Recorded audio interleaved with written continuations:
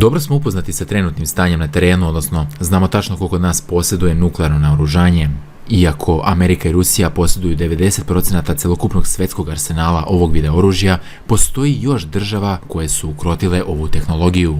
Francuska, Engleska, Kina, Indija i Pakistan su svoje nuklearne testove obavili pre nešto više od pola veka, dok je novopečena nuklearna sila Severna Koreja svoje testiranja sprovela u 21. veku. Ipak, retko ko spominje jednu malu zemlju koja se nalazi na Bliskom istoku, a koja posjeduje nuklearni arsenal, iako ona sama to nikada nije potvrdila. Da li Izrael posjeduje nuklearnu bombu i otkud Izraelu ista? Odgovorit ćemo na ovo pitanje u nastavku ovog videa, a vi ukoliko volite ovakve teme, lajkujte ovaj video i prijavite se na moj kanal. Izrael se nalazi na istočnom delu Sredozemnog mora, graniči se sa Libanom na severu, Sirijom na severoistoku, Jordanom na istoku i Egiptom na jugozapadu. Isto tako, u pitanju je jedina država u svetu u kojoj većinu stanovnika čine Jevreji i kao takva u svojim zakonima definisana je kao jevrejska i demokratska država. Ima 9,5 miliona stanovnika i manja je po veličini od same Makedonije, odnosno tek nešto malo više je veća od Slovenije. Sad, kada vidite ovu državu na karti, postavite sebi logično pitanje otkud uopšte Izraelov nuklearni arsenal s obzirom na veličinu i brojnost populacije. Od samog nastanka ove izraelske države, njen politički vrh na čelu sa Davidom Benom je bio opsednut idejom o nabavci nuklearnog oružja, a kao glavni činilac u daljem razvoju nuklearnog arsenala pojavljuje se jedna evropska država, odnosno pojavljuje se Francuska, koja ima ključnu ulogu, pa se tako 1957. godine potpisuje tajni ugovor o isporuci nuklearnog reaktora, ali i celokupne propratne tehnologije uz sam taj reaktor. Izraelski premijer određuje Šimona Peresa za glavnog šefa za realizaciju programa, a on formira super tajnu organizaciju koja je imala zadatak da prikuplja informacije i materijal potreban za realizaciju programa, ali i za njeno efikasno zataškavanje. Lakam je naziv ove tajne jedinice u Ministarstvu odbrane koja je imala zadatak da kupi opremu, odnosno tehnološke delove i materijale za navodni nuklearni program Izraela. Lakam je u stvari bio obaveštena jedinica koja se bavila tehnološkom i naučnom špijunažom. U samom ugovoru stoji i francusko obećanje Izraelu koje je dato uoči tripartitne agresije 1956. godine da će izaći u susret izraelskim nuklearnim ambicijama u slučaju izraelske saradnje. Pa čak i da će se Francuska odreći inspekcije nuklearnog reaktora, čime su tvorci nuklearnog programa dobili odrešene ruke za dalju izradu navodne bombe. Izrael je dobio gotovo sve što je tražio od Francuza, sve do dolaska de Gaulle'a na vlast, nakon čega dolazi do prekida isporuke nuklearnog goriva. Sad, u nastojenju da udovolje generalu i privole ga na svoju stranu kako bi se nastavila saradnja, Izraelci su mu javili za pripremani atentat, ali nisu uspjeli da ga nagovore na samo ukidanje embarga, što je usporilo izraelski nuklearni program. Naprotiv, general je prilikom posjete Izraelu 1960. godine uticao na izraelskog premijera da javno objavi postojanje izraelskog nuklearnog programa, što je i učinjeno, ali naravno uz tvrdnju da se radi o miroljubivom programu, a nikako o kreiranju nuklearne bombe. Zanimljivo je da je čak i CIA par mjeseci ranije otkrila da Izraelci u Dimoni rade na A-bombi, što je još jedan okidač za Izraelce da ne spore postojanje samog nuklearnog programa. Za realizaciju programa Francuzi su s 40 km od Dimone u pustinji Negev sagradili ogroman podzemni objekat koji je građen 3 godine.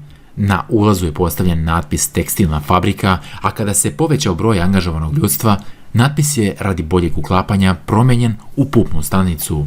A da li ste znali da je jedini predsjednik koji je bio protiv ovog programa upravo John Kennedy? On je 1961. godine pitao Izraelce o njihovom programu jer je imao opravdanu bojazan da bi A-bomba stvorila problem na samom Bliskom istoku. Nakon njega više nijedan predsjednik nije postavio ovo pitanje, a 1969. godine Henry Kissinger, tadašnji državni sekretar Amerike, ukida inspekciju i više ne vrši kontrolu rada ovog izraelskog nuklearnog programa. I onda dolazimo do 1979. godine. Na nebu iznad Indijskog okeana dolazi do ogromnog bljeska koji je registrovao jedan satelit američke proizvodnje. Ovaj događaj je i danas misterija, naime Pentagon je 28. oktobra 1979. godine objavio preko svojih mainstream medija da je satelit 6991 klase Vela Hotel dizajniran da otkriva karakteristične snažne duplje bljeskove koji prate atmosferske nuklearne eksplozije. 22. septembra 1979. godine uočio upravo jedan takav incident na ostrvima Princa Edvarda u Južnom Indijskom okeanu. Taj satelit je odslužio svoje, međutim još uvijek je bio u funkciji i kada je stigao signal od njega, cijela američka komanda ostala je zatečena. Inače, Vela sateliti su od svog prvog lansiranja detektovali ukupno 45 duplih bljeskova koji su svi kasnije potvrđeni kao nuklearne probe zvanično priznate od strane država koje su ih izvodile.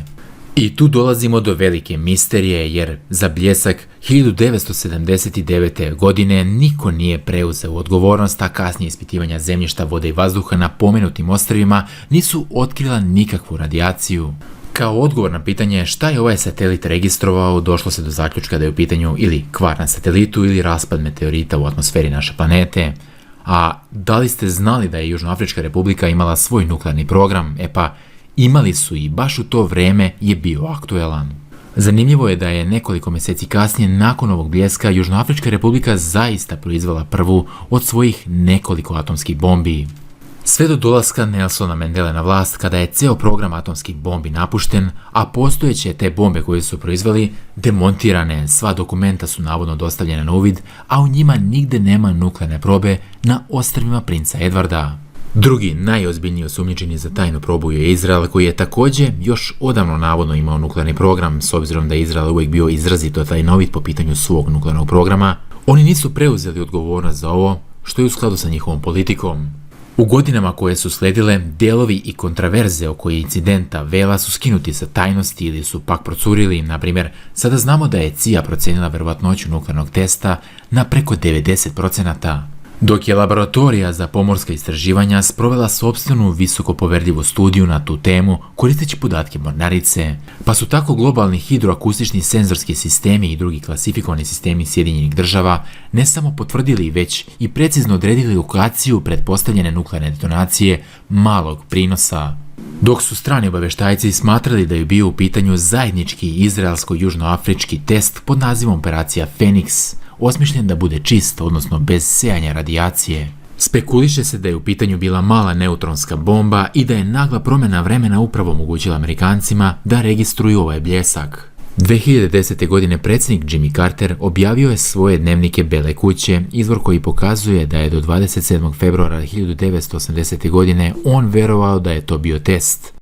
Decenijama se na incident Vela gledalo kao na nerazjašnjenu misteriju nuklearnog doba, jedan od onih historijskih događaja koji zahtevaju dugoročne napore da se traži deklasifikacija ključnih dokumenata o samom incidentu i kontraverziji koja je usledila.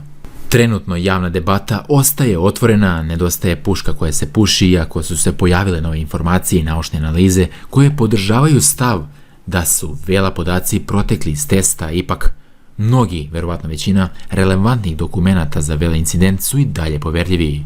Međutim, veliki broj vojnih naučnika smatra da Izrael zaista posjeduje nuklearnu bombu i da je iz tog razloga Izrael, tako mal sa 9,5 miliona i veličinom Makedonije, upravo nuklearna sila. Šta vi mislite, da li Izrael ima nuklearni arsenal? Ostavite komentar i podijelite vaše mišljenje. Isto tako, u opisu ovog videa imate linkove mojih društvenih profila gdje me možete slobodno zapratiti, kao i sam Telegram nalog. A meni ne preostaje ništa drugo nego da vam se zahvalim svima na pažnji, da vas podsjetim da lajkujete ovaj video, da se prijavite na moj kanal, pa se vidimo uskoro sa nekom novom pričom. Vaš novi Anonimus. Ćao!